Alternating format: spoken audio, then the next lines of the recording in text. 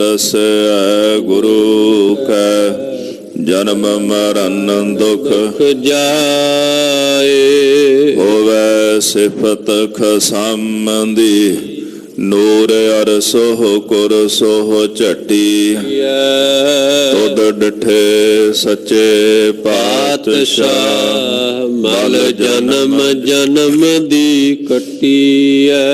सजन सच्चा पातशाह सिर शाहांद साहो। जिस पास बैठिया सोही सबना दा वेसाहो। जिस पास बैठिया सोही सबना दा वेसाहो।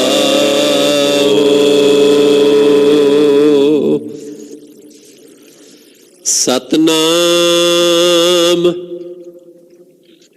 श्री वाहिगुरु साहिब जी।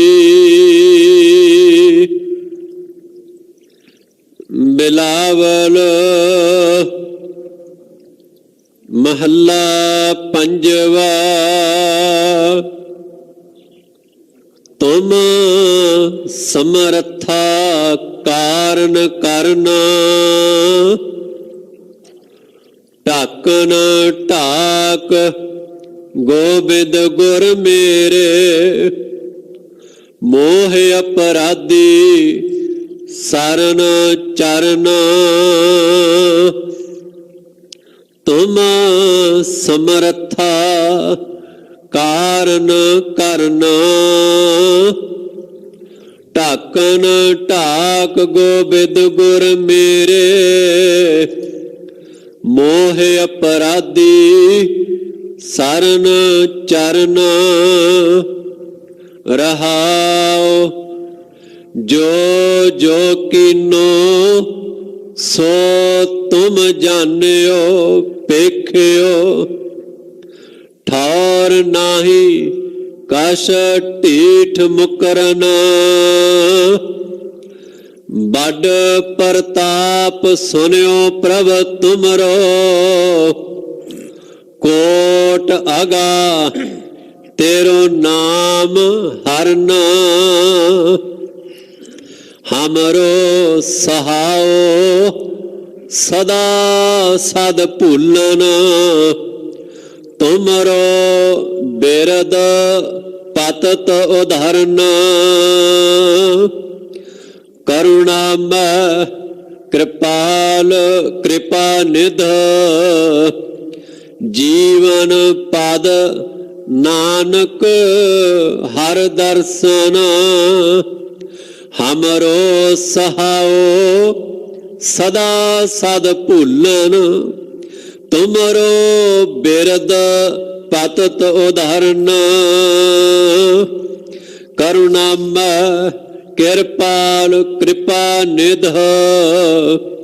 जीवन पद नानक हर दर्शन। वाहिगुरु जी का खालसा वाहिगुरु जी की फतेह। जुग हो जुग अटल चबर शतर तख्त के मालिक साहिब कमाल सतगुरु धन धन श्री गुरु ग्रंथ साहिब जी महाराज। आप जी दे पावन पवित्र अमृत वेले दे सजे दरबार अंदर नौवें पातशाह गुरु तेग बहादुर साहब जी आप जी दे पावन स्थानां ते गुरुद्वारा श्री दुख निवारण साहब दी पवित्र धरती ते हाजरियां भर रही गुरु स्वरूप गुरु खालसा साध संगत जी। सतगुरां ने अपार रहमत कृपा की है। ਸਤ ਸੰਗਤ ਕਰਨ ਦਾ ਸੁਭਾਗ ਸਾਨੂੰ ਬਖਸ਼ਿਆ ਹੈ। ਗੁਰੂ ਦੀ ਦਇਆ, ਗੁਰੂ ਦੀ ਰਹਿਮਤ ਸਦਕਾ ਇਹ ਘੜੀਆਂ ਪ੍ਰਾਪਤ ਹੁੰਦੀਆਂ ਨੇ। ਕਿਉਂਕਿ ਨਿਆਉਂਦਾ ਜਿਹਨੂੰ ਮਿਲਦਾ ਆਉਂਦਾ ਤਾਂ ਉਹੀ ਹੈ ਨਾ। ਜਿਹੜੀ ਆਵਾਜ਼ ਤੀਜੇ ਪਾਤਸ਼ਾਹ ਗੁਰੂ ਅਮਰਦਾਸ ਮਹਾਰਾਜ ਜੀ ਮਾਰਦੇ ਨੇ, ਆਵੋ ਸਿੱਖ ਸਤਿਗੁਰੂ ਕੇ ਪਿਆਰਿਓ, ਗਾਵੋ ਸੱਚੀ ਬਾਣੀ। ਇੱਕ ਵਿਦਵਾਨ ਲਿਖਦਾ ਕਿ ਜਿਵੇਂ ਪੁਰਾਣੇ ਸਮਿਆਂ ਵਿੱਚ ਜਦੋਂ ਵਿਆਹ ਹੁੰਦਾ ਸੀ ਤੇ ਨਿਆਉਂਦਾ ਭੇਜਿਆ ਜਾਂਦਾ ਸੀ, ਅੱਜ ਵੀ ਭੇਜਦੇ ਆ, ਤੋ ਵਿਆਹ ਦੇ ਵਿੱਚ ਬੜੇ ਰਿਸ਼ਤੇਦਾਰ ਸਾਕ ਸੰਬੰਧੀ ਆਏ, ਪਰ ਨਾਲ ਦੇ ਗੁਆਂਢੀ ਨਹੀਂ ਆਏ। ਤੋ ਕਿਸੇ ਪੁੱਛਿਆ ਵੀ ਤੁਹਾਡਾ ਘਰ ਇਹਨਾਂ ਦੇ ਨਾਲ ਹੈ, ਵੀ ਦੂਰੋਂ ਦੂਰੋਂ ਲੋਕ ਆਏ, ਤੁਸੀਂ ਕਿਉਂ ਨਹੀਂ ਆਏ ਵਿਆਹ 'ਚ? ਕਹਿੰਦੇ ਜੀ ਨਿਆਉਂਦਾ ਨਹੀਂ ਦਿੱਤਾ ਸਾਨੂੰ। ਗੁਰੂ ਨਾਨਕ ਸਾਹਿਬ ਦੇ ਘਰ ਦੇ ਵਿੱਚ ਗੁਰੂ ਕੇ ਚਰਨਾਂ ਵਿੱਚ ਉਹ ਬਿਰਾਜਦਾ ਜਿਨ੍ਹਾਂ ਜਿਨ੍ਹਾਂ ਨੂੰ ਨਿਆਉਂਦਾ ਮਿਲਿਆ ਹੋਵੇ। ਇਸ ਤਰ੍ਹਾਂ ਕਹਿ ਲਈਏ, ਵਡ ਭਾਗੀ ਹਰ ਸੰਗਤ ਪਾਵੈ, ਭਾਗਹੀਣ ਭ੍ਰਮ ਚੋਟਾ ਖਾਵੈ। ਬਿਨ ਭਾਗਾ ਸਤ ਸੰਗ ਨ ਲੱਭੈ, ਬਿਨ ਸੰਗਤ ਮੈਲ ਭਰੀਜੈ ਜੀਓ। ਜਿਨ੍ਹਾਂ ਦੇ ਭਾਗ ਵੱਡੇ ਸਨ ਉਹਨਾਂ ਨੂੰ ਨਿਆਉਂਦਾ ਦਿੱਤਾ ਗੁਰੂ ਤੇਗ ਬਹਾਦਰ ਸਾਹਿਬ ਜੀ ਨੇ। ਉਹਨਾਂ ਗੁਰਮੁਖਾਂ ਨੇ ਗੁਰੂ ਦੇ ਚਰਨਾਂ ਵਿੱਚ ਬੈਠ ਕੇ ਗੁਰੂ ਕੀ ਬਾਣੀ ਦਾ ਆਨੰਦ ਮਾਣਿਆ। ਕਵੀ ਅਨਾਥ ਜੀ ਹੋਏ ਨੇ, ਉਹਨਾਂ ਦਾ ਇੱਕ ਗ੍ਰੰਥ ਹੈ ਵਿਚਾਰਮਾਲਾ। ਸਾਧ ਸੰਗਤ ਦੀ ਮਹਿਮਾ ਕਰਦਿਆਂ ਇੱਕ ਬੜਾ ਸੋਹਣਾ ਬਚਨ ਲਿਖਦੇ ਨੇ, ਚਾਰ ਦਵਾਰ ਪਾਲ ਹੈ ਮੁਕਤ ਕੋ, ਸਮ ਸੰਤੋਖ ਵਿਚਾਰ। ਦਵਾਰਪਾਲ ਜਿਹੜੇ ਹੁੰਦੇ ਨਾ, ਪਹਿਰੇਦਾਰ, ਜਿਹੜੀ ਮੁਕਤੀ ਹੈ ਉਹਦੇ ਚਾਰ ਪਹਿਰੇਦਾਰ ਨੇ ਮੁਕਤੀ ਦੇ। ਪਹਿਲਾ ਦਵਾਰਪਾਲ ਹੈ, ਕਹਿੰਦੇ ਸਮ। ਸਮ ਦਾ ਭਾਵ ਹੈ ਕਿ ਮਨ ਨੂੰ ਕਾਬੂ ਕਰਨਾ, ਆਪਣੇ ਮਨ ਤੇ ਕੰਟਰੋਲ ਰੱਖਣਾ। ਜੇ ਮਨੁੱਖ ਚਾਹੇ ਤੇ ਗੁਰੂ ਦੀ ਕਿਰਪਾ ਨਾਲ ਆਪਣੇ ਮਨ ਤੇ ਕਾਬੂ ਪਾ ਸਕਦਾ, ਪਰ ਗੁਰੂ ਦੀ ਕਿਰਪਾ ਨਾਲ, ਜੇ ਅੰਦਰ ਭਾਵਨਾ ਹੋਵੇ। ਤੋ ਮੁਕਤੀ ਦਾ ਪਹਿਲਾ ਦਵਾਰਪਾਲ ਹੈ ਜੀ ਸਮ, ਮਨ ਨੂੰ ਕਾਬੂ ਕਰਨਾ। ਫਿਰ ਕਹਿੰਦੇ ਮੁਕਤੀ ਦਾ ਦੂਜਾ ਦਵਾਰਪਾਲ ਹੈ ਸੰਤੋਖ। ਯਥਾ ਲਾਭ ਤਥਾ ਸੰਤੁਸ਼ਟ ਹੈ। ਜਿਹੋ ਜਿਹਾ ਲਾਭ ਮਿਲ ਗਿਆ ਉਹਦੇ ਵਿੱਚ ਸੰਤੁਸ਼ਟੀ, ਭਾਵੇਂ ਲਾਭ ਕੌਡੀ ਦਾ ਹੀ ਮਿਲਿਆ ਹੋਵੇ, ਨਫਾ ਕੌਡੀ ਦਾ ਹੀ ਮਿਲਿਆ ਹੋਵੇ, ਉਹਦੇ ਵਿੱਚ ਸੰਤੁਸ਼ਟ ਰਹਿਣਾ, ਇਹਨੂੰ ਸੰਤੋਖ ਕਹਿੰਦੇ ਨੇ। ਆਪਾਂ ਸੰਤੋਖੀ ਹੋਣ ਦੀ ਗੱਲ ਕਰਦੇ ਹਾਂ, ਪਰ ਸੰਤੋਖੀ ਦਾ ਭਾਵ ਸਾਨੂੰ ਨਹੀਂ ਪਤਾ ਹੁੰਦਾ ਵੀ ਸੰਤੋਖ ਹੈ ਕੀ। ਮਾਇਆ ਦਾ ਲਾਲਚ ਨਹੀਂ, ਠੀਕ ਹੈ, ਹੋ ਸਕਦਾ ਬੰਦਾ ਸੰਤੋਖੀ ਹੋਵੇ, ਪਰ ਸੰਤੋਖ ਕੱਲਾ ਮਾਇਆ ਨਹੀਂ ਹੁੰਦਾ। ਸੰਤੋਖ ਮਨੁੱਖ ਦੇ ਹਿਰਦੇ ਦੇ ਘਰ ਦੇ ਵਿੱਚ ਜਦੋਂ ਵਸ ਜਾਏ ਤੇ ਹਰ ਇੱਕ ਪੱਖ ਤੋਂ ਮਨੁੱਖ ਦਾ ਮਨ ਸੰਤੋਖੀ ਹੁੰਦਾ ਹੈ, ਹਰ ਇੱਕ ਪੱਖ ਤੋਂ। ਦਾਸ ਤਾਂ ਇੱਥੋਂ ਤਾਈਂ ਵਿਚਾਰਦਾ ਹੈ ਕਿ ਮਨੁੱਖ ਵੇਖਣ ਤੇ ਵੀ ਸੰਤੋਖ ਰੱਖਦਾ, ਫਿਰ ਖਾਣ ਤੇ ਵੀ ਸੰਤੋਖ, ਸੁਣਨ ਤੇ ਵੀ ਸੰਤੋਖ, ਬੋਲਣ ਤੇ ਵੀ ਸੰਤੋਖ। ਮਨ 'ਚ ਜਦੋਂ ਸੰਤੋਖ ਆ ਜਾਏ ਤੇ ਫਿਰ ਸਾਰੇ ਹਿਰਦੇ ਵਿੱਚ ਸੰਤੋਖ ਹੀ ਵਰਤ ਜਾਂਦਾ ਹੈ। ਤੋ ਸੰਤੋਖ ਹੈ ਜਿੰਨਾ ਕੁ ਲਾਭ ਮਿਲ ਗਿਆ ਉਹਦੇ ਵਿੱਚ ਖੁਸ਼ ਰਹਿਣਾ, ਕਦੇ ਨਾ ਕਹਿਣਾ ਵੀ ਥੋੜਾ ਮਿਲਿਆ। ਕਹਿੰਦੇ ਤੀਸਰਾ ਦਵਾਰਪਾਲ ਹੈ ਵਿਚਾਰ। ਵਿਚਾਰ ਕਰਨੀ ਕਾਹਦੀ? ਸਤ ਸੰਤੋਖ ਦੀ, ਝੂਠ ਸੱਚ ਦੀ। ਵਿਚਾਰ ਕਰਨੀ ਆਪਣੇ ਜੀਵਨ ਦੀ, ਵਿਚਾਰ ਕਰਨੀ ਆਪਣੇ ਔਗਣਾਂ ਦੀ। ਜੀਵਨ ਕਿਉਂ ਪ੍ਰਾਪਤ ਹੋਇਆ, ਇਹਦੀ ਵਿਚਾਰ ਕਰਨੀ। ਮੁਕਤੀ ਕਿਵੇਂ ਪ੍ਰਾਪਤ ਕਰਨੀ ਹੈ, ਇਸ ਦੀ ਵਿਚਾਰ ਕਰਨੀ। ਗ੍ਰਹਿਣ ਕੀ ਕਰਨਾ ਹੈ, ਇਹ ਵਿਚਾਰਨਾ। ਛੱਡਣਾ ਕੀ ਹੈ, ਇਹਦੀ ਵਿਚਾਰ ਕਰਨੀ। ਹੁੰਦਾ ਅਕਸਰ ਐਸਾ ਹੈ ਕਿ ਅਸੀਂ ਬਹਿ ਕੇ ਵਿਚਾਰ ਕਰਦੇ ਹੁੰਦੇ ਆ ਵੀ ਦੂਜਾ ਬੰਦਾ ਇਦਾਂ ਦਾ, ਤੀਜਾ ਬੰਦਾ ਇਦਾਂ ਦਾ। ਆਨੰਦ ਤਾਂ ਉਸ ਦਿਨ ਬਣੇਗਾ ਜਿਸ ਦਿਨ ਅਸੀਂ ਬਹਿ ਕੇ ਆਪਣੇ ਔਗੁਣਾਂ ਦੀ ਵਿਚਾਰ ਕਰਾਂਗੇ ਕਿ ਮੈਂ ਕਿਦਾਂ ਦਾ ਆ। ਗੁਰੂ ਗ੍ਰੰਥ ਸਾਹਿਬ ਜੀ ਮਹਾਰਾਜ ਜੀ ਦੀ ਪਾਵਨ ਸਮੱਗਰ ਬਾਣੀ ਦੇ ਅੰਦਰ ਜੇ ਪੜ੍ਹੀਏ ਤੇ ਸਤਿਗੁਰੂ ਜਦੋਂ ਮਨ ਦੀ ਪ੍ਰਥਾਏ ਉਪਦੇਸ਼ ਬਖਸ਼ਿਸ਼ ਕਰਦੇ ਨੇ ਤੇ ਇਹੀ ਕਹਿੰਦੇ ਨਾ, ਜੇਤਾ ਸਮੁੰਦ ਸਾਗਰ ਨੀਰ ਭਰਿਆ। ਕਿਸੇ ਦੂਸਰੇ ਬੰਦੇ ਵੱਲ ਉਂਗਲ ਚੁੱਕ ਕੇ ਤਾਂ ਇਹ ਨਹੀਂ ਨਾ ਆਖਿਆ ਵੀ ਤੇਰੇ ਚ ਔਗਣ ਨੇ। ਮਹਾਰਾਜ ਜਦੋਂ ਮਨ ਦੀ ਪ੍ਰਥਾਏ ਉਪਦੇਸ਼ ਦਿੰਦੇ ਨੇ ਤੇ ਇਹ ਕਹਿੰਦੇ ਨੇ ਵੀ ਜੈਸੇ ਸਮੁੰਦਰ ਪਾਣੀ ਨਾਲ ਭਰਿਆ ਤੇਤੇ ਔਗਣ ਹਮਾਰੇ। ਹੇ ਵਾਹਿਗੁਰੂ, ਇਹਦੇ ਔਗਣ ਸਾਡੇ ਜੀਵਨ ਵਿੱਚ ਨੇ। ਭਾਵ ਅਰਥ ਕਿ ਜੈਸੇ ਸਮੁੰਦਰ ਦੇ ਪਾਣੀ ਦੀ ਗਿਣਤੀ ਨਹੀਂ, ਮਿਣਿਆ ਨਹੀਂ ਜਾ ਸਕਦਾ। ਹੇ ਵਾਹਿਗੁਰੂ, ਇਤਨੇ ਜ਼ਿਆਦੇ ਸਾਡੇ ਜੀਵਨ ਵਿੱਚ ਔਗਣ ਨੇ ਕਿ ਅਸੀਂ ਗਿਣਤੀ ਨਹੀਂ ਕਰ ਸਕਦੇ।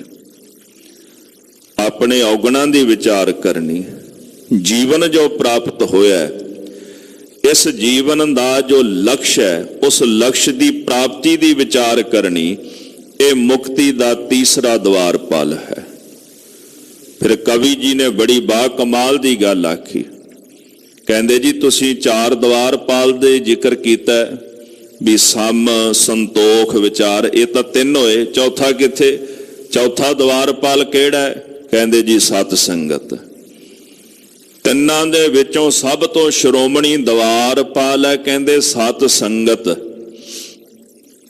ਤੋ ਸਤ ਸੰਗਤ ਕਹਿੰਦੇ ਉਹ ਘਰ ਹੈ ਜਿੱਥੇ ਕੋਈ ਵੀ ਆ ਜਾਏ ਤਰ ਜਾਂਦਾ ਹੈ। ਕੋਈ ਵੀ ਆ ਜਾਏ। ਜੈਸੇ ਨਦੀ ਦਾ ਪਾਣੀ ਵਹਿੰਦਾ ਹੁੰਦਾ ਨਾ, ਗੁਰੂ ਰਾਮਦਾਸ ਮਹਾਰਾਜ ਜੀ ਫਰਮਾਨ ਕਰਦੇ ਨੇ, ਜਿਉ ਮੀਹੋ ਉਠੈ ਗਲਿਆ ਨਾਲਿਆ ਟੋਬਿਆ ਕਾ ਜਲ, ਜਾਏ ਪਵੈ ਵਿੱਚ ਸੁਰਸਰੀ, ਸੁਰਸਰੀ ਮਿਲਤ ਪਵਿੱਤਰ ਪਾਵਨ ਹੋਏ ਜਾਵੇ। ਜਦੋਂ ਮੀਂਹ ਪੈਂਦਾ, ਗਲੀਆਂ ਦਾ ਪਾਣੀ, ਨਾਲਿਆਂ ਦਾ ਪਾਣੀ, ਟੋਬਿਆਂ ਦਾ ਪਾਣੀ, ਨਹਿਰਾਂ ਦਾ ਪਾਣੀ ਇਕੱਠਾ ਹੋ ਕੇ ਮਿਲ ਕੇ ਗੰਗਾ 'ਚ ਪੈ ਜਾਂਦਾ। ਜਦੋਂ ਗੰਗਾ ਦੇ ਵਿੱਚ ਉਹ ਪੈ ਜਾਂਦਾ ਤੇ ਗੰਗਾ ਦਾ ਹੀ ਰੂਪ ਹੋ ਜਾਂਦਾ, ਪਵਿੱਤਰ ਹੋ ਜਾਂਦਾ, ਸ਼ੁੱਧ ਹੋ ਜਾਂਦਾ। ਤੋ ਜਿਨ੍ਹਾਂ ਨਾਲੀਆਂ ਦਾ ਪਾਣੀ ਗੰਦਾ ਸੀ, ਜਿਨ੍ਹਾਂ ਟੋਬਿਆਂ ਦਾ ਪਾਣੀ ਮੈਲਾ ਸੀ, ਉਹ ਜਦੋਂ ਜਾ ਕੇ ਗੰਗਾ ਦੇ ਵਿੱਚ ਸਮਾ ਗਏ ਤੇ ਪਵਿੱਤਰ ਹੋ ਗਏ। ਇੱਕ ਭਾਈ ਵੀਰ ਸਿੰਘ ਜੀ ਕਹਿੰਦੇ ਸਤ ਸੰਗਤ ਇੱਕ ਇਹੋ ਜੀ ਨਦੀ ਹੈ, ਜਿਹੜੀ ਜਿਹੜੀ ਬੂੰਦ ਇਹਦੇ ਵਿੱਚ ਸਮਾਈ ਜਾਏਗੀ ਉਹ ਸਮੁੰਦਰ ਤੱਕ ਪਹੁੰਚੀ ਜਾਏਗੀ। ਭਾਵ ਅਰਥ ਕਿ ਜਿਹੜਾ ਜਿਹੜਾ ਸਤ ਸੰਗਤ ਕਰਦਾ ਜਾਏਗਾ ਉਹ ਮਨੁੱਖ ਗੁਰੂ ਨਾਨਕ ਸਾਹਿਬ ਦੇ ਘਰ ਦੇ ਵਿੱਚ ਪਹੁੰਚਦਾ ਜਾਏਗਾ। ਇਹੀ ਸਭ ਤੋਂ ਸੌਖਾ ਰਸਤਾ ਹੈ। ਇੱਕ ਉੱਤਮ ਪੰਥ ਸੁਣਿਓ ਗੁਰ ਸੰਗਤ ਤਿਹ ਮਿਲੰਤ ਜਮ ਤਰਾਸ ਮਿਟਾਈ। ਇਹੋ ਜਿਹਾ ਉੱਤਮ ਸ੍ਰੇਸ਼ਟ ਪੰਥ ਹੈ ਜਿਹਨੂੰ ਮਿਲ ਕੇ, ਜਿਸ ਸੰਗਤ ਵਿੱਚ ਬਹਿ ਕੇ ਜੰਮਾਂ ਦਾ ਭੈ, ਜੰਮਾਂ ਦਾ ਡਰ ਵੀ ਅੰਦਰੋਂ ਨਿਵਰਤ ਹੋ ਗਿਆ। ਤੇ ਸਾਹਿਬ ਕਹਿੰਦੇ ਮੇਰੇ ਮਾਧੋ ਜੀ, ਸਤ ਸੰਗਤ ਮਿਲੇ ਸੋ ਤਰਿਆ। ਜਿਹੜਾ ਸੰਗਤ ਵਿੱਚ ਆ ਗਿਆ ਉਹ ਤਰ ਗਿਆ। ਜਿਹੜੀ ਬੂੰਦ ਭਾਈ ਵੀਰ ਸਿੰਘ ਕਹਿੰਦੇ ਨਦੀ 'ਚ ਪੈ ਗਈ ਉਹ ਸਮੁੰਦਰ 'ਚ ਪਹੁੰਚ ਗਈ। ਜਿਹੜਾ ਸੰਗਤ ਵਿੱਚ ਆ ਗਿਆ ਉਹਦਾ ਵੀ ਭਲਾ ਹੋ ਗਿਆ। ਕਵੀ ਅਨਾਥ ਜੀ ਕਹਿੰਦੇ ਇਹ ਚਾਰ ਜਿਹੜੇ ਨੇ ਨਾ, ਇਹ ਮੁਕਤੀ ਦੇ ਦਵਾਰਪਾਲ ਨੇ। ਜਿਨ੍ਹਾਂ ਨੇ ਸਮ, ਸੰਤੋਖ, ਵਿਚਾਰ ਤੇ ਸਤ ਸੰਗਤ ਆਪਣੇ ਜੀਵਨ ਵਿੱਚ ਧਾਰਨ ਕਰ ਲਏ ਤੇ ਦਵਾਰਪਾਲ ਉਹਨਾਂ ਲਈ ਫਿਰ ਮੁਕਤੀ ਦਾ ਦਰਵਾਜ਼ਾ ਖੋਲ ਦਿੰਦੇ ਨੇ। ਤੋ ਸਵਾਲ ਹੈ ਕਿ ਸਮ, ਸੰਤੋਖ ਤੇ ਵਿਚਾਰ ਇਹਨਾਂ ਦੀ ਪ੍ਰਾਪਤੀ ਕਿੱਥੋਂ ਹੁੰਦੀ ਹੈ ਜੀ? ਸਤ ਸੰਗਤ ਦੇ ਵਿੱਚੋਂ। ਇਹ ਗੁਣ ਕਿੱਥੋਂ ਮਿਲਦੇ ਨੇ? ਸੰਗਤ ਵਿੱਚੋਂ ਹੀ ਮਿਲਦੇ ਨੇ। ਇਸ ਕਰਕੇ ਕਵੀ ਜੀ ਕਹਿੰਦੇ ਸਤ ਸੰਗਤ ਸਭ ਤੋਂ ਸ੍ਰੇਸ਼ਟ, ਸਭ ਤੋਂ ਉੱਤਮ ਹੈ। ਸਤਿਗੁਰਾਂ ਨੇ ਦਇਆ ਕੀਤੀ, ਸਾਨੂੰ ਸੰਗਤ ਕਰਨ ਦਾ ਸੁਭਾਗ ਬਖਸ਼ਿਆ। ਅੱਜ ਦੇ ਪਾਵਨ ਮੁਖ ਵਾਕ ਦੀ ਵਿਚਾਰ ਕਰਨ ਤੋਂ ਪਹਿਲਾਂ ਅੱਜ ਦਾ ਜੋ ਪਾਵਨ ਦਿਹਾੜਾ ਹੈ ਉਹਦੇ ਸੰਬੰਧ ਵਿੱਚ ਆਪ ਜੀ ਨੂੰ ਬੇਨਤੀਆਂ ਕਰਨੀਆਂ, ਕਿਉਂਕਿ ਜਦੋਂ ਪੋਹ ਦਾ ਮਹੀਨਾ ਚੜ੍ਹਦਾ ਤੇ ਸਿੱਖਾਂ ਦੇ ਹਿਰਦੇ ਅੰਦਰ ਗੁਰੂ ਗੋਬਿੰਦ ਸਿੰਘ ਮਹਾਰਾਜ ਸੱਚੇ ਪਾਤਸ਼ਾਹ ਜੀ ਦੀ ਯਾਦ, ਸਾਹਿਬਜ਼ਾਦਿਆਂ ਦੀ ਯਾਦ ਤਾਜ਼ੀ ਹੋ ਜਾਂਦੀ ਹੈ। ਗੁਰੂ ਗੋਬਿੰਦ ਸਿੰਘ ਮਹਾਰਾਜ ਸੱਚੇ ਪਾਤਸ਼ਾਹ ਨੇ ਅੱਜ ਦਾ ਦਿਨ ਸ੍ਰੀ ਅਨੰਦਪੁਰ ਸਾਹਿਬ ਦਾ ਕਿਲ੍ਹਾ ਛੱਡਿਆ।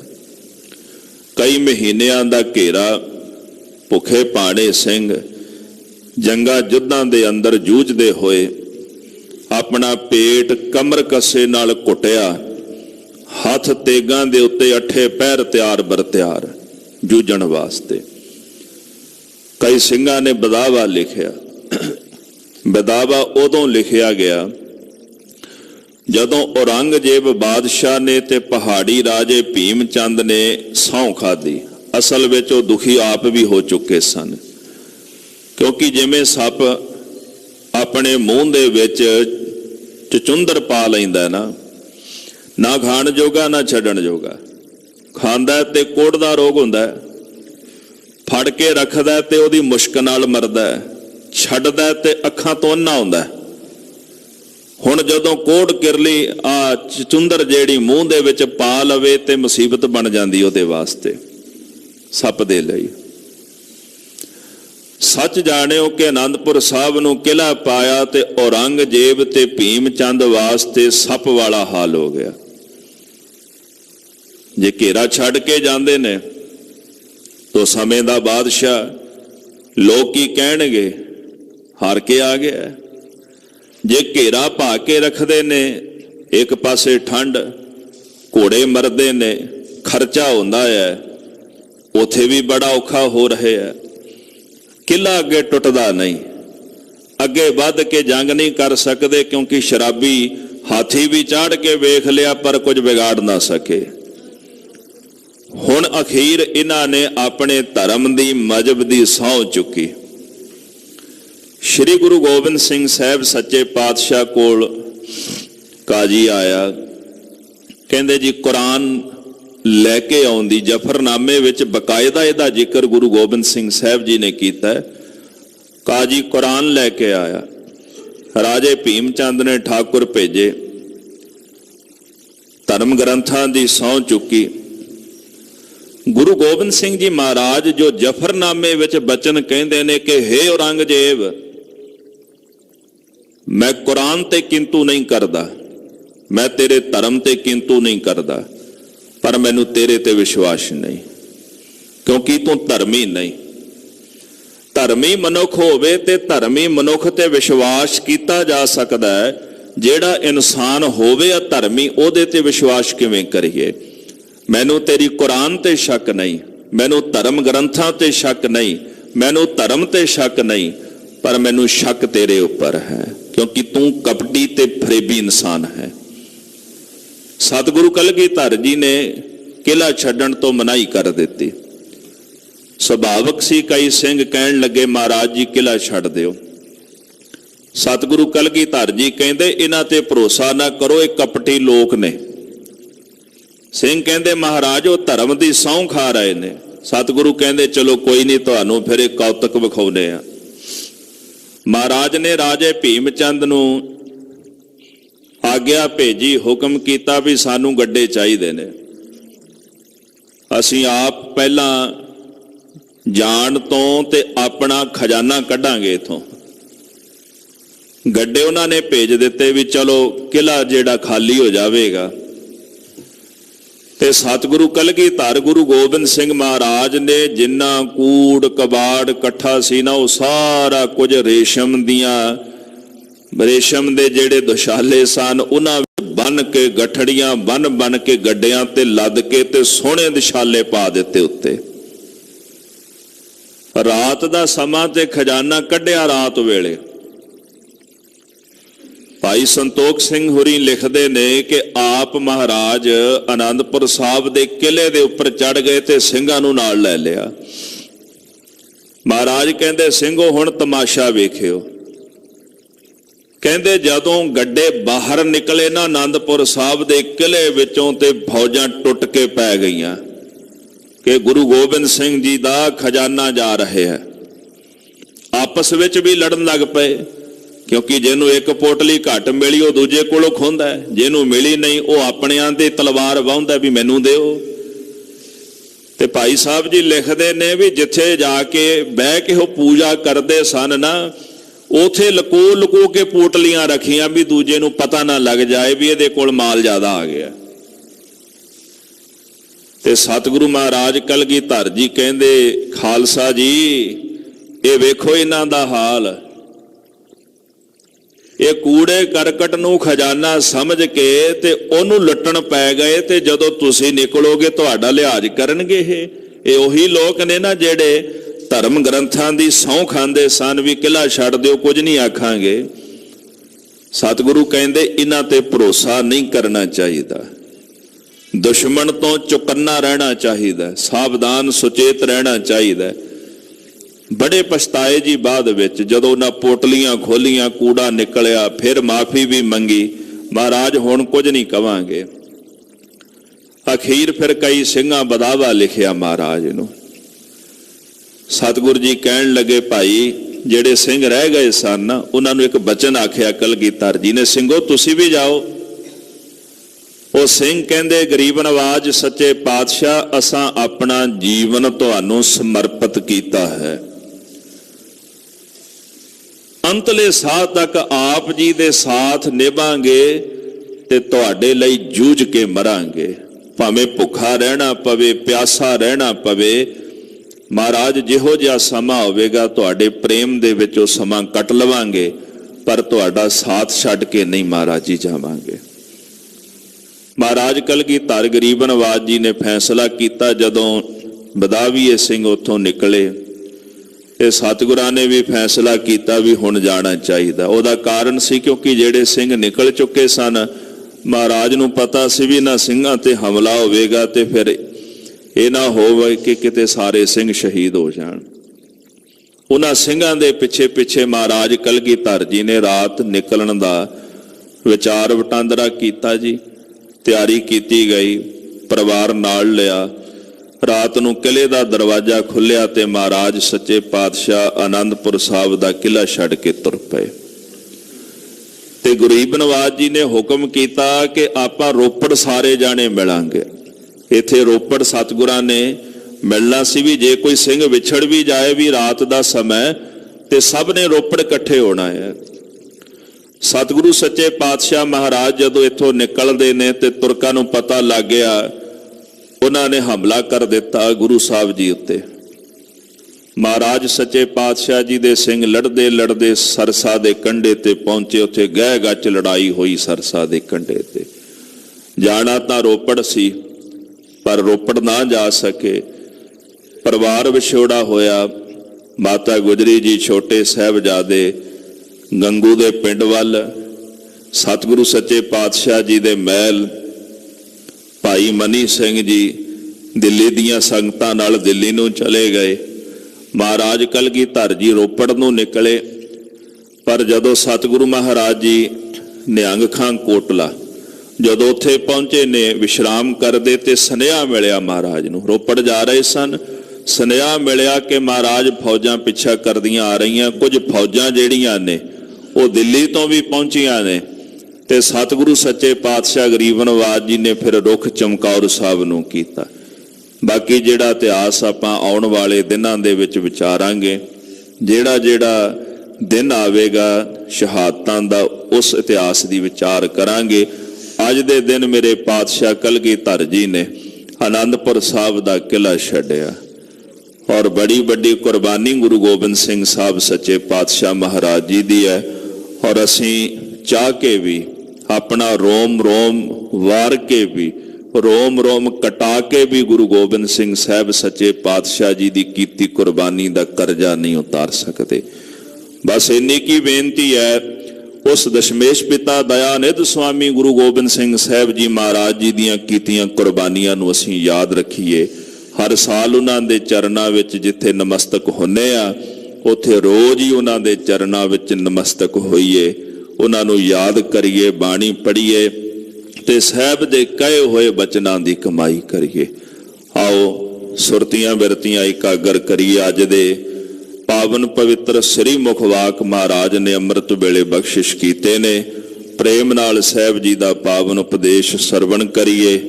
ਮਨ ਦੀ ਇਕਾਗਰਤਾ ਬਣਾਉਣ ਵਾਸਤੇ ਸਮੂਹ ਗੁਰਸਿੱਖ ਸੰਗਤਾਂ ਪ੍ਰੇਮ ਨਾਲ ਜਪਣਾ ਕਰੋ ਜੀ। ਸਤਨਾਮ ਸ੍ਰੀ ਵਾਹਿਗੁਰੂ ਸਾਹਿਬ ਜੀ। ਸਤਨਾਮ ਸ੍ਰੀ ਵਾਹਿਗੁਰੂ ਸਾਹਿਬ ਜੀ। ਬਿਲਾਵਲ ਮਹੱਲਾ ਪੰਜਵਾ। ਤੁਮ ਸਮਰਥਾ ਕਾਰਨ ਕਰਨ। ਰਾਗ ਬਿਲਾਵਲ। ਬਿਲਾਵਲ ਦਾ ਆਖਰੀ ਅਰਥ ਹੈ ਜੀ ਆਨੰਦ। ਬਿਲਾਵਲ ਤਬ ਹੀ ਕੀਜੀਐ ਜਬ ਮੁਖ ਹੋਵੇ ਨਾਮ। ਕਦੋਂ ਆਨੰਦ ਦੀ ਪ੍ਰਾਪਤੀ ਹੁੰਦੀ ਹੈ? ਜਦੋਂ ਮੁਖ ਵਿੱਚ ਪਰਮੇਸ਼ਰ ਦਾ ਨਾਮ ਹੋਵੇ। ਬਿਲਾਵਲ ਦਾ ਰੰਗ ਤੇ ਆਨੰਦ ਖਿੜਦਾ ਹੀ ਉਦੋਂ ਹੈ। ਰਾਗ ਬਿਲਾਵਲ ਅੰਦਰ ਮਹਾਰਾਜ ਗਰੀਬ ਨਵਾਜ ਸੱਚੇ ਪਾਤਸ਼ਾਹ ਗੁਰੂ ਅਰਜਨ ਦੇਵ ਜੀ ਰਹਿਮਤਾਂ ਕਰ ਰਹੇ ਨੇ। ਤੁਮ ਸਮਰੱਥਾ, ਹੇ ਵਾਹਿਗੁਰੂ ਆਪ ਜੀ ਸਮਰੱਥ ਹੋ, ਜੋ ਚਾਹੋ ਉਹ ਕਰ ਸਕਦੇ ਹੋ। ਸੰਸਾਰ ਦੇ ਅੰਦਰ ਜੋ ਕੁਝ ਵੀ ਹੋ ਰਿਹਾ ਹੈ, ਇਹ ਸਾਰੀ ਕਲਾ ਉਸੇ ਦੀ ਵਰਤ ਰਹੀ ਹੈ। ਨਾਲ ਬਚਨ ਆ ਗਿਆ ਜੀ, ਕਾਰਨ ਕਰਨ ਸਮੂਹ ਕਾਰਨਾਂ ਨੂੰ ਕਰਨ ਵਾਲੇ ਤੁਸੀਂ ਹੋ। ਤੁਧ ਬਿਨ ਦੂਜਾ ਨਾਹੀ ਕੋਏ, ਤੂੰ ਕਰਤਾਰ ਕਰਹਿ ਸੋ ਹੋਏ। ਤੁਹਾਡੇ ਤੋਂ ਬਿਨਾ ਹੋਰ ਕੋਈ ਦੂਜਾ ਕੁਝ ਕਰਨ ਨੂੰ ਸਮਰੱਥ ਨਹੀਂ। ਇੱਕ ਆਪ ਜੀ ਹੋ, ਜੋ ਚਾਹੋ ਉਹ ਕਰ ਸਕਦੇ ਹੋ।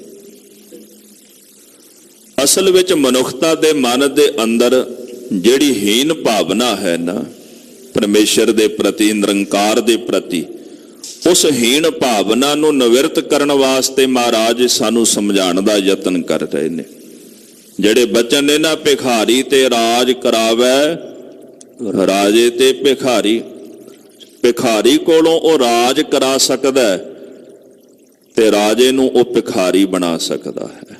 ਐਸੀ ਸਮਰੱਥਾ ਹੈ ਉਸ ਅਕਾਲ ਪੁਰਖ ਦੀ। ਸ਼ਾਇਦ ਇਸ ਗੱਲ ਨੂੰ ਸਮਝਣ ਲਈ ਇਹ ਉਦਾਹਰਣ ਬਹੁਤ ਹੈ। ਜਦੋਂ ਉਹ ਰਾਜ ਕਰਾਉਣਾ ਚਾਹੇ ਕਿਸੇ ਕੋਲੋਂ ਰਾਜ ਕਰਾ ਸਕਦਾ। ਜਿਵੇਂ ਦਸਤਗੀਰ ਨੇ ਗੁਰੂ ਨਾਨਕ ਸਾਹਿਬ ਜੀ ਨੂੰ ਸਵਾਲ ਕੀਤਾ ਨਾ, ਸਵਾਲ ਬੜੇ ਕੀਤੇ ਸਨ ਉਹਨੇ। ਇੱਕ ਸਵਾਲ ਸੀ, ਕਹਿੰਦਾ ਜੀ ਰੱਬ ਕੀ ਕਰਦਾ ਆ? ਗੁਰੂ ਨਾਨਕ ਸਾਹਿਬ ਜੀ ਮਹਾਰਾਜ ਕਹਿੰਦੇ ਦਸਤਗੀਰ ਏਦਾਂ ਕਰ, ਜਿਹੜੇ ਤਖਤ ਤੇ ਬੈਠਾ ਸੀ, ਕਿਉਂਕਿ ਹੁਕਮਰਾਨ ਵੀ ਸੀਗਾ ਸਮੇਂ ਦਾ, ਪੀਰ ਵੀ ਸੀ, ਹੁਕਮਰਾਨ ਵੀ ਸੀਗਾ, ਰਾਜਾ ਸੀ। ਮਹਾਰਾਜ ਜੀ ਕਹਿੰਦੇ ਤਖਤ ਤੋਂ ਖੜਾ ਹੋ। ਇਹ ਆਖਰੀ ਸਵਾਲ ਸੀਗਾ ਜੀ ਦਸਤਗੀਰ ਦਾ। ਇਸ ਤੋਂ ਪਹਿਲਾਂ ਮਹਾਰਾਜ ਨੇ ਜਿਹੜੇ ਸਵਾਲਾਂ ਦੇ ਜਵਾਬ ਦਿੱਤੇ ਨਾ, ਉਹ ਸ਼ਰਧਾਲੂ ਬਣ ਗਿਆ। ਸਾਹਿਬ ਦਾ ਕਿਹਾ ਹੋਇਆ ਬਚਨ ਮੰਨ ਕੇ ਨਾ, ਉਹ ਜਦੋਂ ਤਖਤ ਤੋਂ ਉੱਠਿਆ ਤੇ ਗੁਰੂ ਨਾਨਕ ਸਾਹਿਬ ਜੀ ਮਹਾਰਾਜ ਸੱਚੇ ਪਾਤਸ਼ਾਹ ਉਹਦੇ ਤਖਤ ਤੇ ਬਹਿ ਗਏ। ਗੁਰੂ ਸਾਹਿਬ ਜੀ ਕਹਿਣ ਲੱਗੇ ਰੱਬ ਇਹ ਕਰਦਾ। ਕਹਿੰਦਾ ਜੀ ਸਮਝ ਨਹੀਂ ਆਈ। ਮਹਾਰਾਜ ਕਹਿੰਦੇ ਵੇਖ, ਜਿੱਥੇ ਤੂੰ ਬੈਠਾ ਸੀ ਇੱਥੇ ਮੈਂ ਬੈਠਾ, ਜਿੱਥੇ ਮੈਂ ਖਲੋਤਾ ਸੀ ਉੱਥੇ ਤੂੰ ਖਲੋਤਾ ਹੈ।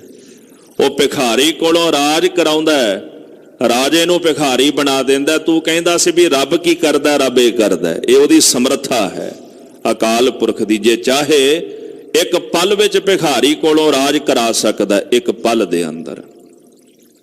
ਤੁਮ ਸਮਰੱਥਾ, ਤੁਸੀਂ ਸਮਰੱਥ ਹੋ। ਸਮੂਹ ਕਾਰਨਾਂ ਨੂੰ ਕਰਨ ਵਾਲੇ ਅਕਾਲ ਪੁਰਖ ਜੀ। ਹਾਂਜੀ। ਢਾਕਨ ਢਾਕ ਗੋਬਿੰਦ ਗੁਰ ਮੇਰੇ, ਮੋਹ ਅਪਰਾਧੀ ਸਰਨ ਚਰਨ।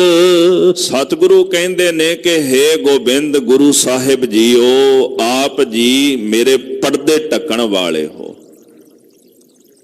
ਜਿੱਥੇ ਸਾਰੇ ਸੰਸਾਰ ਦੇ ਪਰਦੇ ਢੱਕਦੇ ਹੋ, ਤੇ ਕਿਰਪਾ ਕਰੋ ਮਹਾਰਾਜ ਮੇਰੇ ਔਗਣਾਂ ਦੇ ਵੀ ਪਰਦੇ ਢੱਕ ਦਿਓ ਆਪ ਜੀ।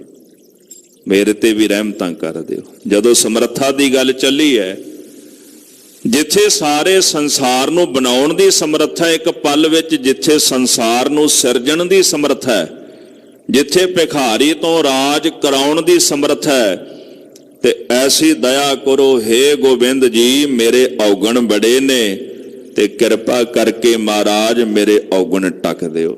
ਢਾਕਨ ਢਾਕ ਗੋਬਿੰਦ ਗੁਰ ਮੇਰੇ, ਹੇ ਗੋਬਿੰਦ ਸਤਿਗੁਰ ਜੀਓ, ਕਿਰਪਾ ਕਰੋ ਮਹਾਰਾਜ ਮੇਰੇ ਔਗਣਾਂ ਨੂੰ ਢੱਕ ਲਓ।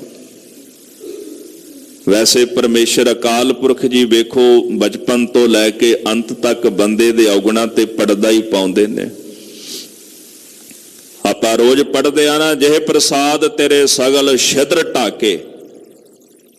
ਛਿਦਰ ਦਾ ਭਾਵ ਕਮਜ਼ੋਰੀਆਂ, ਛਿਦਰ ਦਾ ਭਾਵ ਅਪਰਾਧ, ਸਾਡੇ ਕੀਤੇ ਔਗਣ। ਤੋ ਅਕਾਲ ਪੁਰਖ ਸਾਡੇ ਕੀਤੇ ਔਗਣਾਂ ਨੂੰ ਢੱਕਦਾ ਰਹਿੰਦਾ। ਹੁਣ ਆਪਾਂ ਬੈਠੇ ਆ, ਪਤਾ ਨਹੀਂ ਕਿ ਮੇਰੇ ਵਰਗਾ ਮਨ 'ਚ ਕੀ ਸੋਚਦਾ ਹੋਵੇਗਾ, ਦੂਸਰੇ ਨੂੰ ਤਾਂ ਨਹੀਂ ਨਾ ਪਤਾ, ਪਰ ਗੁਰ ਪਰਮੇਸ਼ਰ ਜੀ ਜਾਣਦੇ ਕਿ ਮੇਰੇ ਮਨ ਅੰਦਰ ਕੀ ਚੱਲਦਾ ਹੈ। ਨਮਾਜ਼ ਪੜ੍ਹਨ ਵੇਲੇ ਕਿਸੇ ਨੂੰ ਨਹੀਂ ਸੀ ਪਤਾ ਵੀ ਦੌਲਤ ਖਾਂ ਕੀ ਸੋਚਦਾ ਹੈ, ਕਾਜੀ ਕੀ ਸੋਚਦਾ ਹੈ, ਪਰ ਗੁਰੂ ਨਾਨਕ ਸਾਹਿਬ ਜੀ ਜਾਣਦੇ ਸਨ ਵੀ ਇਹ ਕੀ ਸੋਚ ਰਹੇ ਨੇ। ਕਿਉਂ? ਮਨ ਦੇ ਉੱਤੇ ਪਕੜ ਗੁਰੂ ਦੀ ਹੈ, ਕਿਸੇ ਹੋਰ ਦੀ ਨਹੀਂ। ਜੋ ਮਨ 'ਚ ਪਾਪ ਚੱਲਦਾ ਪਿਆ, ਇਸ ਪਾਪ ਨੂੰ ਗੁਰੂ ਜਾਣਦਾ, ਪਰ ਉਹ ਪ੍ਰਗਟ ਨਹੀਂ ਕਰਦਾ, ਕਦੇ ਜ਼ਾਹਰ ਨਹੀਂ ਕਰਦਾ, ਉਹ ਢੱਕ ਲੈਂਦਾ ਪਰਦਾ ਪਾ ਕੇ। ਜੇ ਕਿਤੇ ਸਾਨੂੰ ਪਤਾ ਲੱਗ ਜਾਏ ਕਿਸੇ ਦਾ ਔਗਣ, ਤੇ ਜਿੰਨੀ ਦੇਰ ਤੱਕ 10 ਪਿੰਡਾਂ ਤੱਕ ਆਵਾਜ਼ ਨਹੀਂ ਪਹੁੰਚਦੀ, ਆਪਾਂ ਟਿਕ ਕੇ ਨਹੀਂ ਬਹਿੰਦੇ। ਅੱਜ ਕੱਲ ਤਾਂ ਜ਼ਮਾਨਾ ਵੀ ਸੋਸ਼ਲ ਮੀਡੀਆ ਦਾ, ਗੱਲ ਨਾ ਵੀ ਪੂਰੀ ਪਤਾ ਹੋਵੇ ਤੇ ਅਸੀਂ ਰੌਲਾ ਪਾਣਾ ਸ਼ੁਰੂ ਕਰ ਦਿੰਦੇ ਆ। ਇਹਦਾ ਕਾਰਨ ਕੀ ਹੈ? ਉਦਾਹਰਣ ਦੇਣ ਦਾ ਕਾਰਨ ਇਹ ਹੈ ਕਿ ਸਾਨੂੰ ਕਦੇ ਆਪਣੇ ਔਗਣ ਨਹੀਂ ਦਿਸਦੇ ਹੁੰਦੇ, ਅਸੀਂ ਹਮੇਸ਼ਾ ਦੂਜੇ ਦੇ ਔਗਣ ਵੇਖ ਕੇ ਉਹਦਾ ਪਰਦਾ ਉਘੇੜਦੇ ਆ। ਤੇ ਮੇਰੇ ਪਾਤਸ਼ਾਹ ਕਹਿੰਦੇ, ਅਜੀਬ, ਕਦੇ ਆਪਣੇ ਅੰਦਰ ਝਾਤੀ ਮਾਰ ਕੇ ਵੇਖ ਤੇ ਰੱਬ ਦਾ ਸ਼ੁਕਰਾਨਾ ਕਰਿਆ ਕਰ, ਉਸ ਵਾਹਿਗੁਰੂ ਨੂੰ ਤੇਰੇ ਕਿੰਨੇ ਔਗਣਾਂ ਤੇ ਪਰਦਾ ਪਾਇਆ ਹੋਇਆ। ਕਦੇ ਆਪਣੇ ਔਗਣਾਂ ਨੂੰ ਵੀ ਵਿਚਾਰ। ਦੂਜੇ ਤਾਂ ਔਗਣ, ਦੂਜਿਆਂ ਦੇ ਔਗਣ ਤਾਂ ਬੜੇ ਪਰਖਦਾ ਹੈ, ਬੜੇ ਵੇਖਦਾ ਹੈ। ਇੱਕ ਨਾ ਫਕੀਰ ਘੁੰਗਣੀਆਂ ਵੇਚਦਾ ਸੀਗਾ, ਤੇ ਜੇ ਕਿਸੇ ਨੇ ਕਹਿੰਦੇ ਖੋਟਾ ਪੈਸਾ ਦੇ ਦੇਣਾ ਤੇ ਉਹਨੇ ਲੈ ਕੇ ਰੱਖ ਲੈਣਾ, ਘੁੰਗਣੀਆਂ ਦੇ ਦੇਣੀਆਂ ਬਦਲੇ 'ਚ। ਇੱਕ ਦਿਨ ਕੀ ਹੋਇਆ ਵੀ ਹੁਣ ਸੁਭਾਵਕ ਜਿਹੜੇ ਲੋਕ ਵੀ, ਸਾਨੂੰ ਨਾ ਸੋਚਿਆ ਵੀ ਇਹ ਫਕੀਰ ਖੋਟਾ ਪੈਸਾ ਲੈ ਲੈਂਦਾ, ਵੀ ਚਲੋ ਕੋਈ ਨਹੀਂ ਇਹਨੂੰ ਖੋਟੇ ਪੈਸੇ ਹੀ ਦੇਈ ਜਾਓ। ਹੁਣ ਉਹ ਤਾਂ ਕਿਸੇ ਹੋਰ ਭਾਵ ਦੇ ਵਿੱਚ ਬੈਠਾ ਸੀ, ਮਾਲਕ ਦੀ ਯਾਦ ਵਿੱਚ ਜੁੜਿਆ ਹੋਇਆ। ਖੋਟੇ ਪੈਸੇ ਜਦੋਂ ਲੈ ਲਏ ਤੇ ਹੁਣ ਖੋਟੇ ਪੈਸੇ ਇਕੱਠੇ ਹੋ ਗਏ। ਤੇ ਅਗਲੇ ਦਿਨ ਜਦੋਂ ਸਵੇਰੇ ਘੁੰਗਣੀਆਂ ਵੇਚਣ ਜਾਣਾ ਸੀ, ਤੇ ਉਹਨਾਂ ਦੀ ਸੁਪਤਨੀ ਜਿਹੜੀ, ਉਹਨੇ ਘੁੰਗਣੀਆਂ ਬਣਾਈਆਂ ਨਹੀਂ। ਕਹਿੰਦਾ ਘੁੰਗਣੀਆਂ ਨਹੀਂ ਬਣਾਈਆਂ ਅੱਜ ਤੁਸੀਂ? ਸੁਪਤਨੀ ਨੇ ਜਵਾਬ ਦਿੱਤਾ, ਘੁੰਗਣੀਆਂ ਖਰੀਦਣੀਆਂ ਕਾਹਦੇ ਨਾਲ ਨੇ? ਚਣੇ ਖਰੀਦਾਂਗੇ ਤੇ ਘੁੰਗਣੀਆਂ ਬਣਨਗੀਆਂ। ਕਹਿੰਦੇ ਖਰੀਦੀਆਂ ਕਿਉਂ ਨਹੀਂ? ਕਹਿੰਦੇ ਆ ਖੋਟੇ ਪੈਸੇ ਤਾਂ ਇਕੱਠੇ ਕੀਤੇ ਹੋਏ ਨੇ, ਇਹਨੂੰ ਕੋਈ ਨਹੀਂ ਲੈਂਦਾ। ਕਹਿੰਦੇ ਤੁਸੀਂ ਖੋਟੇ ਪੈਸੇ ਕਿਉਂ ਇਕੱਠੇ ਕੀਤੇ ਨੇ? ਕਹਿੰਦੇ ਮੈਂ ਇਸ ਕਰਕੇ ਕੀਤੇ ਨੇ ਕਿ ਹੇ ਪਰਮੇਸ਼ਰ, ਮੈਂ ਖੋਟ ਨਾਲ ਭਰਿਆ ਹੋਇਆ। ਜਿਸ ਦਿਨ ਤੇਰੇ ਘਰ ਦੇ ਵਿੱਚ ਮੈਂ ਆਵਾਂ, ਜਿਵੇਂ ਮੈਂ ਖੋਟੇ ਪੈਸੇ ਕਬੂਲ ਕਰਦਾ ਨਾ, ਆ ਖੋਟਾ ਸਿੱਕਾ ਵੀ ਦਰ ਤੇ ਕਬੂਲ ਕਰ ਲਈ ਵਾਹਿਗੁਰੂ, ਜਿਸ ਦਿਨ ਮੈਂ ਤੇਰੇ ਘਰ ਦੇ ਵਿੱਚ ਆਵਾਂ। ਕਹਿੰਦੇ ਜਦੋਂ ਮੈਂ ਖੋਟਾ ਆ ਤੇ ਮੈਂ ਖੋਟਾ ਸਿੱਕਾ ਵਾਪਸ ਕਿਵੇਂ ਮੋੜ ਸਕਦਾ ਆ? ਵੇਖੋ, ਭਗਤੀ ਕਰਨ ਵਾਲੇ ਇਤਨੀ ਸੂਖਸ਼ਮਤਾ ਦੇ ਵਿੱਚ ਚਲੇ ਗਏ ਕਿ ਉਹਨਾਂ ਨੇ ਕਦੇ ਖੋਟਾ ਸਿੱਕਾ ਵੀ ਵਾਪਸ ਨਹੀਂ ਮੋੜਿਆ। ਕਹਿੰਦੇ ਇਹ ਵੀ ਕਬੂਲ ਹੈ, ਕਿਉਂਕਿ ਅਸੀਂ ਆਪ ਖੋਟੇ ਹਾਂ। ਜਿਸ ਦਿਨ ਪਰਮੇਸ਼ਰ ਦੀ ਦਰਗਾਹ ਵਿੱਚ ਜਾਵਾਂਗੇ, ਉਹ ਪਰਮੇਸ਼ਰ ਸਾਨੂੰ ਖੋਟੇ ਸਿੱਕੇ ਜਾਣ ਕੇ ਆਪਣੇ ਦਰ ਦੇ ਉੱਤੇ ਕਬੂਲ ਲਏਗਾ। ਗੁਰਮੁਖੋ, ਦੂਜਿਆਂ ਦੇ ਔਗਣ ਫਰੋਲਣ ਨਾਲੋਂ ਚੰਗਾ ਕਿ ਅਸੀਂ ਆਪਣੇ ਅੰਦਰ ਦੇ ਖੋਟੇ ਸਿੱਕੇ ਨੂੰ ਲੱਭ ਲਈਏ, ਆਪਣੇ ਆਪ ਨੂੰ ਫਰੋਲ ਲਈਏ, ਤਾਂ ਕਿ ਜਿਸ ਦਿਨ ਗੁਰੂ ਨਾਨਕ ਸਾਹਿਬ ਦੇ ਘਰ ਦੇ ਵਿੱਚ ਜਾਈਏ ਤੇ ਇੱਕ ਤਰਸ ਗੁਰੂ ਨਾਨਕ ਸਾਹਿਬ ਦਾ ਸਾਨੂੰ ਪ੍ਰਾਪਤ ਹੋ ਜਾਵੇ ਕਿ ਇਹ ਖੋਟਾ ਸਿੱਕਾ ਆਇਆ, ਇਹਨੂੰ ਬਾਹਰ ਨਹੀਂ ਸੁੱਟਣਾ, ਕਿਉਂਕਿ ਉੱਥੇ ਤਾਂ ਖਜ਼ਾਨੇ ਵਿੱਚ ਖਰਾ ਸਿੱਕਾ ਹੀ ਪਾਇਆ ਜਾਂਦਾ ਹੈ। ਖੋਟਾ ਸਿੱਕਾ ਤਾਂ ਬਾਹਰ ਸੁੱਟ ਦਿੱਤਾ ਜਾਂਦਾ ਨਾ। ਖਰੇ ਖਜ਼ਾਨੇ ਪਾਈਏ, ਖੋਟੇ ਸੁੱਟੀਏ ਬਾਹਰ ਵਾਰ। ਪਰ ਸਤਿਗੁਰਾਂ ਦੇ ਚਰਨਾਂ ਵਿੱਚ ਆ ਕੇ ਢਹਿ ਕੇ ਅਰਦਾਸ ਕਰੀਏ, ਮਹਾਰਾਜ ਤੇਰੇ ਦਰ ਦੇ ਖੋਟੇ ਸਿੱਕਿਆਂ, ਜਿਸ ਦਿਨ ਤੁਹਾਡੇ ਘਰ ਦੇ ਵਿੱਚ ਆਈਏ ਉਸ ਦਿਨ ਬਾਂਹ ਫੜ ਕੇ ਸਾਨੂੰ ਵੀ ਆਪਣੇ ਖਜ਼ਾਨੇ ਪਾ ਲਿਓ। ਇਹ ਅਰਦਾਸ ਕਰੀਏ। ਸਤਿਗੁਰੂ ਕਹਿੰਦੇ ਹਨ, ਹੇ ਗੋਬਿੰਦ ਜੀ ਮੇਰੇ ਸਤਿਗੁਰੂ, ਤੁਸੀਂ ਪਰਦੇ ਢੱਕਣ ਵਾਲੇ ਹੋ। ਮੋਹਿ ਅਪਰਾਧੀ, ਮੈਂ ਅਪਰਾਧੀ ਹਾਂ। ਤੁਹਾਡੇ ਪਵਿੱਤਰ ਚਰਨਾਂ ਦੀ ਸ਼ਰਨ ਵਿੱਚ ਆਇਆ ਤੇ ਰਹਿਮਤ ਕਰਿਓ ਜੀ, ਸ਼ਰਨ ਆਏ ਦੀ ਲਾਜ ਰੱਖਿਓ, ਮੇਰੇ ਪਰਦੇ ਕੱਜ ਲਿਓ ਮਹਾਰਾਜ। ਤੇ ਸਾਹਿਬ ਨੇ ਇੱਕ ਬੜਾ ਪਿਆਰਾ ਬਚਨ ਉਚਾਰਿਆ, ਪ੍ਰੇਮ ਪਟੋਲਾ ਤੈ ਸਹਿ ਦਿੱਤਾ, ਢੱਕਣ ਕੂਪਤ ਮੇਰੀ। ਦਾਨਾ ਬੀਨਾ ਸਾਈ ਮਹਿੰਡਾ, ਨਾਨਕ ਸਾਰ ਨਾ ਜਾਣਾ ਤੇਰੀ। ਬੜੇ ਔਗਣ ਸਨ ਵਾਹਿਗੁਰੂ, ਪਰ ਤੂੰ ਪ੍ਰੇਮ ਦਾ ਪਟੋਲਾ ਬਸਤਰ। ਪਟੋਲਾ ਕਿਹਨੂੰ ਕਹਿੰਦੇ? ਅੱਜ ਕੱਲ ਤਾਂ ਸਾਡੇ ਗਾਉਣ ਵਾਲਿਆਂ ਨੇ, ਲਿਖਣ ਵਾਲਿਆਂ ਨੇ ਇਹ ਸ਼ਬਦ ਦੀ ਦੁਰਵਰਤੋਂ ਕੀਤੀ ਜੀ। ਰਾਜਸਥਾਨ ਵਿੱਚ ਅੱਜ ਵੀ ਪਟੋਲਾ ਉਸ ਬਸਤਰ ਨੂੰ ਕਹਿੰਦੇ ਨੇ ਜਿਹੜਾ ਬਸਤਰ ਨਵੀਂ ਦੁਲਹਨ ਨੂੰ ਪਹਿਨਾਇਆ ਜਾਂਦਾ, ਲਾਲ ਰੰਗ ਦਾ ਬਸਤਰ, ਉਹਨੂੰ ਪਟੋਲਾ ਕਹਿੰਦੇ ਨੇ। ਸਤਿਗੁਰੂ ਕਹਿੰਦੇ, ਵਾਹਿਗੁਰੂ ਤੂੰ ਦਇਆ ਕਰਕੇ ਮੈਨੂੰ ਪ੍ਰੇਮ ਦਾ ਬਸਤਰ ਦੇ ਦਿੱਤਾ, ਪ੍ਰੇਮ ਦਾ ਪਟੋਲਾ ਬਖਸ਼ਿਸ਼ ਕਰ ਦਿੱਤਾ। ਕਿਉਂ? ਢੱਕਣ ਕੂ ਪਤ ਮੇਰੀ, ਮੇਰੀ ਪਤ ਢੱਕਣ ਵਾਸਤੇ। ਤੁਸੀਂ ਸਾਰਾ ਕੁਝ ਵੇਖਣ ਵਾਲੇ ਹੋ, ਜਾਣਦੇ ਹੋ, ਪਰ ਵਾਹਿਗੁਰੂ ਮੈਂ ਤੁਹਾਡੀ ਸਾਰ ਨੂੰ ਨਹੀਂ ਜਾਣਿਆ। ਤੁਸੀਂ ਮੇਰੀ ਪੱਤ ਵੀ ਢੱਕ ਲਈ, ਮੇਰੀ ਇੱਜ਼ਤ ਢੱਕ ਲਈ, ਮੇਰੇ ਪਰਦੇ ਢੱਕ ਲਏ, ਪਰ ਮੈਂ ਤੁਹਾਡੀ ਸਾਰ ਨੂੰ ਨਹੀਂ ਜਾਣਿਆ। ਹੇ ਵਾਹਿਗੁਰੂ, ਮੈਂ ਅਪਰਾਧੀ ਤੁਹਾਡੇ ਚਰਨਾਂ ਦੀ ਸ਼ਰਨ ਵਿੱਚ ਚੱਲ ਕੇ ਆਇਆ ਹਾਂ। ਰਹਾਓ ਜੋ ਜੋ ਕੀਨੋ, ਸੋ ਤੁਮ ਜਾਣਿਓ ਪੇਖਿਓ, ਠੌਰ ਨਾਹੀ ਕਛ ਢੀਠ ਮੁਕਰਨ। ਹੇ ਵਾਹਿਗੁਰੂ, ਜੋ ਜੋ ਮੈਂ ਕੀਤਾ ਹੈ ਸੋ ਤੁਮ ਜਾਣਿਓ, ਉਹ ਤੁਸੀਂ ਜਾਣਦੇ ਹੋ, ਉਹ ਤੁਸੀਂ ਜਾਣ ਲਿਆ। ਕਿਉਂਕਿ ਵਸਦੇ ਤਾਂ ਇੱਥੇ ਹਿਰਦੇ ਦੇ ਵਿੱਚ ਹੋ ਨਾ, ਹਿਰਦੇ ਦੇ ਵਿੱਚ ਵਸ ਕੇ ਸਾਰਾ ਕੁਝ ਵੇਖ ਰਹੇ ਹੋ ਜੋ ਕੁਝ ਮੈਂ ਕਰ ਰਿਹਾ। ਜੈਸੇ ਬਾਣੀ ਦਾ ਇੱਕ ਬੜਾ ਪਿਆਰਾ ਬਚਨ ਹੈ ਨਾ, ਹਟ ਪਟਣ ਬਿਜ ਮੰਦਰ ਭੰਨੈ, ਕਰ ਚੋਰੀ ਘਰ ਆਵੈ, ਅੱਗੋਂ ਦੇਖੈ ਪਿੱਛੋਂ ਦੇਖੈ, ਤੁਝ ਤੇ ਕਹਾ ਛੁਪਾਵੈ। ਬੰਦਾ ਚੋਰੀ ਕਰਦਾ, ਦੁਕਾਨ ਭੰਨਦਾ, ਮੰਦਰ ਭੰਨਦਾ, ਘਰ ਭੰਨਦਾ ਹੈ, ਅੱਗੇ ਝਾਤੀ ਮਾਰਦਾ, ਪਿੱਛੇ ਝਾਤੀ ਮਾਰਦਾ। ਸਤਿਗੁਰੂ ਕਹਿੰਦੇ ਲੋਕਾਂ ਤੋਂ ਤਾਂ ਛੁਪਾ ਲੈਂਦਾ, ਪਰ ਵਾਹਿਗੁਰੂ ਤੇਰੇ ਤੋਂ ਕਿਵੇਂ ਲੁਕੋ ਸਕੇਗਾ। ਕਲਗੀਧਰ ਜੀ ਨੇ ਜਦੋਂ ਹੁਕਮ ਦਿੱਤਾ ਨਾ ਵੀ ਕੋਈ ਅਨੰਦਪੁਰ ਸਾਹਿਬ ਦੇ ਕਿਲੇ ਤੋਂ ਬਾਹਰ ਨਹੀਂ ਜਾਏਗਾ, ਤੇ ਇੱਕ ਨਗਰ ਦੀ ਸੰਗਤ ਉਹਨਾਂ ਨੂੰ ਕਾਹਲੀ ਜ਼ਿਆਦੀ ਸੀ, ਉਹਨਾਂ ਵਿਉਂਤ ਬਣਾ ਲਈ ਵੀ ਇੱਕ ਸਿੰਘ ਨੂੰ ਤਖਤੇ ਤੇ ਅਰਥੀ ਤੇ ਪਾ ਲਿਆ। ਅਰਥੀ ਤੇ ਪਾ ਕੇ ਤੇ ਫਿਰ ਗੁਰਬਾਣੀ ਦਾ ਕੀਰਤਨ ਕਰਨ ਲੱਗ ਪਏ, ਬੈਰਾਗਮਈ ਸ਼ਬਦ ਪੜ੍ਹਦੇ ਨੇ, ਤੇ ਸਤਿਗੁਰ ਦੇ ਕੰਨਾਂ 'ਚ ਆਵਾਜ਼ ਪੈ ਗਈ। ਗੁਰਦੇਵ ਕਹਿੰਦੇ ਬੈਰਾਗਮਈ ਬਾਣੀ ਦਾ ਕੀਰਤਨ ਹੁੰਦਾ ਵੀ ਸਿੰਘੋ ਜਰਾ ਦੇਖ ਕੇ ਆਓ। ਇੱਕ ਸਿੰਘ ਗਿਆ ਜੀ, ਪੁੱਛ ਗਿੱਛ ਕੀਤੀ, ਕਹਿੰਦੇ ਮਹਾਰਾਜ ਅਮਕੇ ਨਗਰ ਦੀ ਸੰਗਤ ਹੈ, ਕੋਈ ਸਿੰਘ ਚੜ੍ਹਾਈ ਕਰ ਗਿਆ ਤੇ ਉਹਨੂੰ ਲੈ ਕੇ ਚੱਲੇ। ਉਹਨਾਂ ਸੋਚਿਆ ਵੀ ਏਦਾਂ ਨਿਕਲ ਜਾਵਾਂਗੇ ਇੱਥੋਂ, ਤੇ ਸਤਿਗੁਰੂ ਮਹਾਰਾਜ ਗੁਰੂ ਗੋਬਿੰਦ ਸਿੰਘ ਸਾਹਿਬ ਜਾਣੀ ਜਾਣ ਅੰਤਰਜਾਮੀ ਪੁਰਖ ਵਿਧਾਤੇ ਜਾਣ ਗਏ। ਘਟ ਘਟ ਕੇ ਅੰਤਰ ਕੀ ਜਾਣਤ, ਭਲੇ ਬੁਰੇ ਕੀ ਪੀਰ ਪਛਾਨਤ, ਜੋ ਜੋ ਕੀਨੋ ਸੋ ਤੁਮ ਜਾਣਿਓ। ਜਾਣ ਗਏ ਨਾ।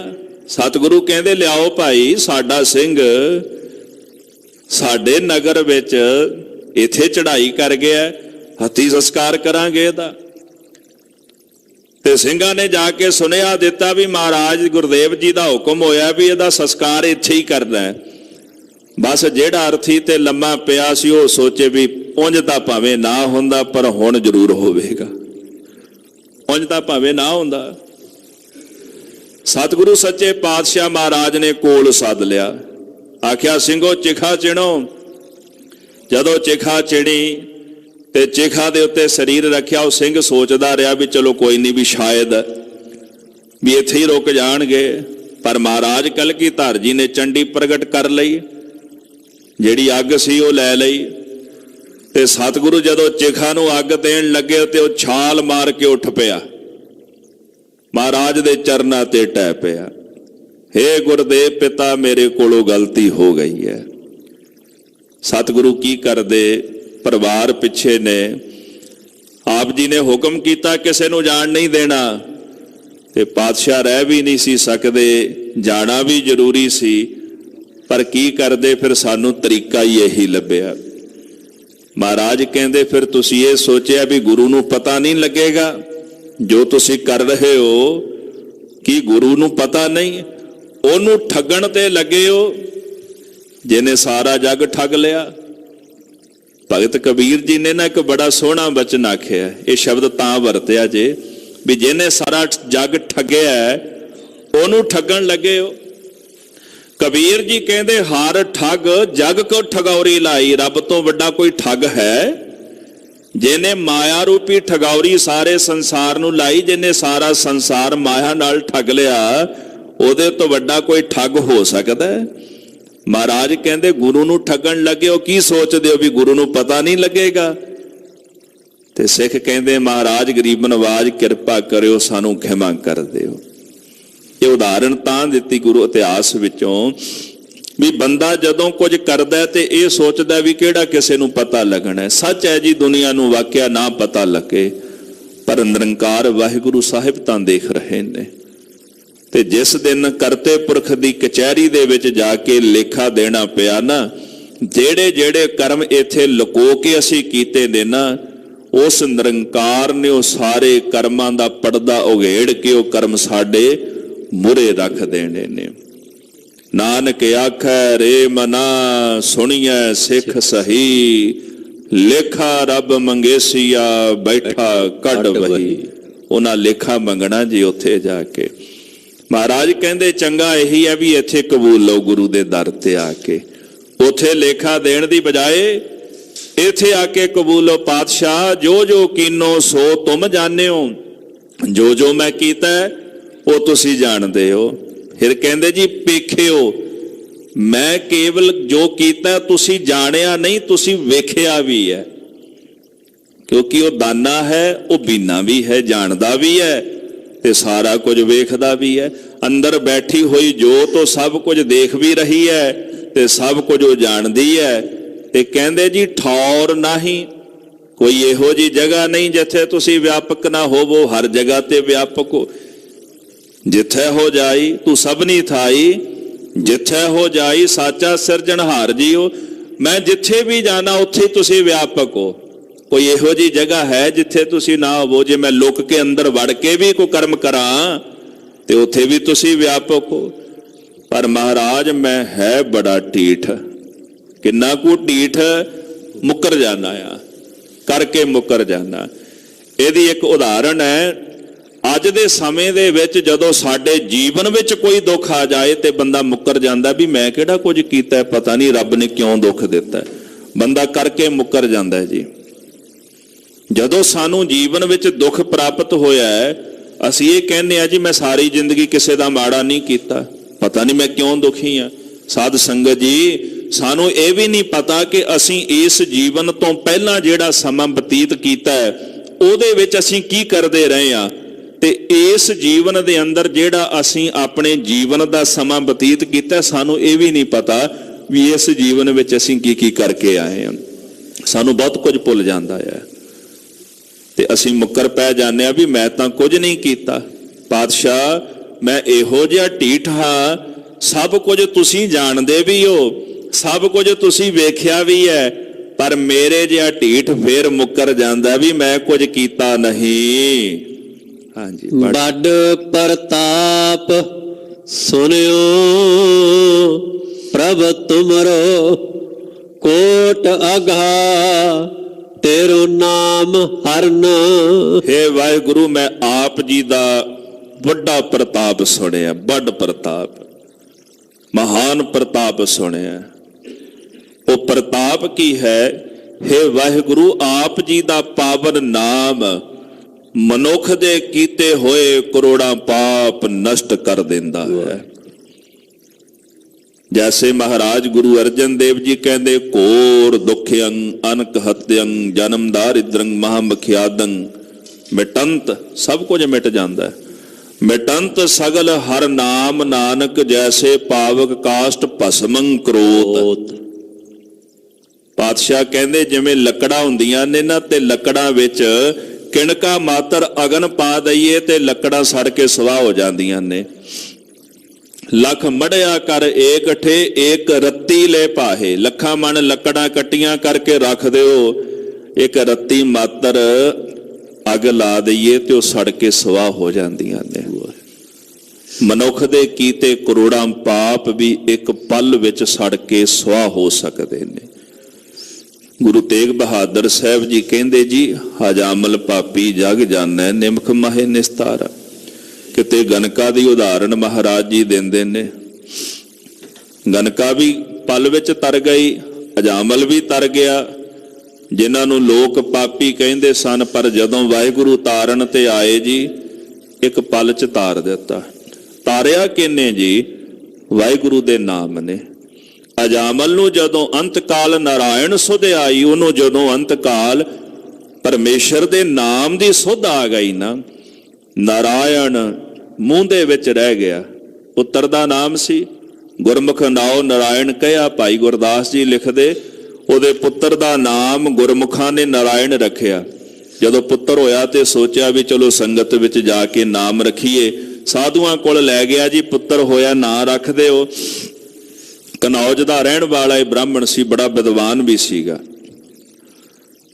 ते पर गुरमुखां ने आख्या भी ये तां पापी है, चलो इहदे पुत्र दा नाम ही नारायण रख दिओ, भी इन्हें ते नाम जपना कोई नहीं।